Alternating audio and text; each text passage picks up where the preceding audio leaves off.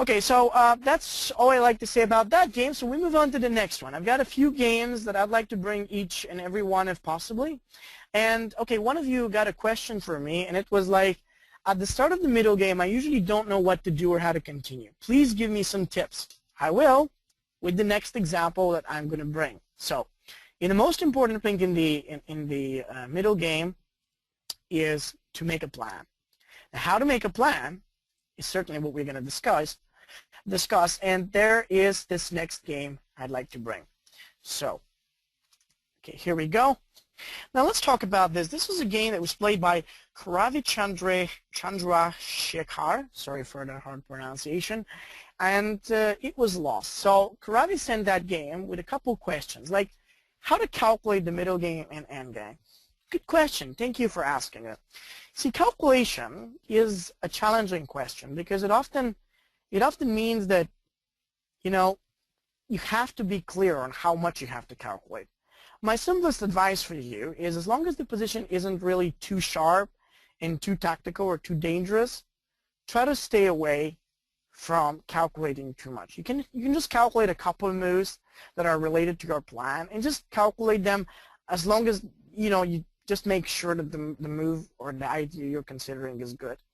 See, so for instance, let's talk about this position. How should we calculate? Well, I think we have pretty clear idea. White wants to attack the a7. The calculation must always start with the question, what does our pawn want to do? And now we know that he wants to attack both of these pawns. So it's clear where we have to calculate. Now we have to, whatever we do, we have to figure out a good way to defend them.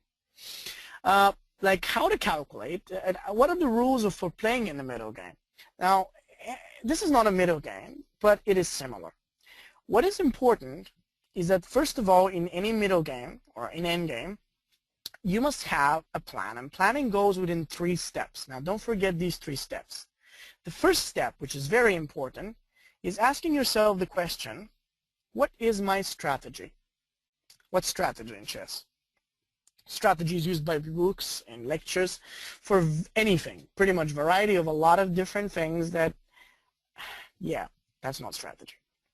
Strategy is the decision of what is it that you would like to do in the position. Like more of an intuitive guess, looking at the situation and thinking about the prospects you have. What do you want to do? I think right now the strategy is just to get safe, to defend. See, this is the first question. What do I want to do in this position? What do I have to do? Defend. Okay? Sometimes it will be to attack. Sometimes it will be to improve. Now I want to defend. So there comes the second thing. Second thing is the area. You must find out where do you want to do that. Is it king side? Is it queen side? Is this in center or some specific area like f7 and a7? You want to be very clear on that because that area will help you to be very consistent and avoid drifting or deviating from your plan. And 3, you must have the right set of moves. Like in this position, white really wants to be very scary. So what can we do? You play king to g6, and then a6, and then rook b8, which actually did not go that well. So you said that a5 is a good move. And that's the third thing about planning. You don't want to just go with one move. The secret is in having like a, what's a to-do list, right? I mean, when you're working on a project or at school, you have that, like, they ask you do this, that, and that. And then you write those down, and then you say, okay, let's try to start with the most important, The same thing is in chess. If you have a to-do list, you could begin with the most important. So number 1, I start with that. Number 2, I do this. Number 3, I do that. And if you have to make a list of candidate moves in this position, I think one move is king g6. The other one is a5. The third one could be a6, I suppose. And I think that's about it. We don't need more than a couple.